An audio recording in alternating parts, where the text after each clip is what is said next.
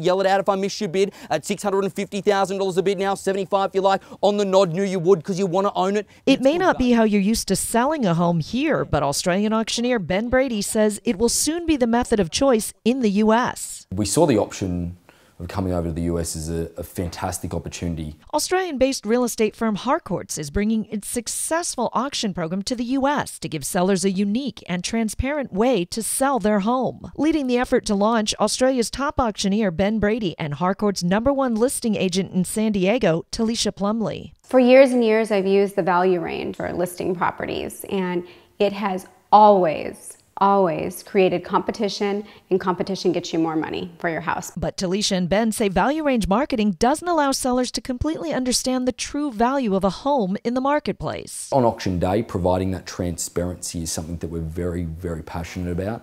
Not only for a seller to get to see the marketplace bidding for their property with their own eyes, but also for the buyers. They're not in the process of that normal negotiation process where it could go back and forward for days, typically weeks, where we could see potentially no result at the end of it. Whereas if they come along in the day, they bid, okay, they will receive a prompt counteroffer in order for them to get a yes or no answer that day. But what about the stigma? When you hear auction, you think distressed property, foreclosure, the steps.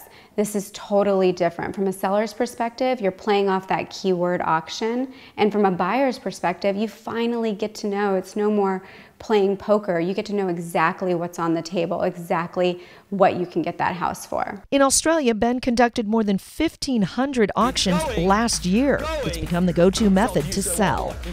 We've seen a really, really big jump in the process. 60% in Australia of the real estate transactions are done via auction, 80% New Zealand. 50% more inspections on a property going to auction because it does capture a larger market. The auction is typically held at the home. A reserve is set on the property before it goes to auction so that the home won't be sold for less.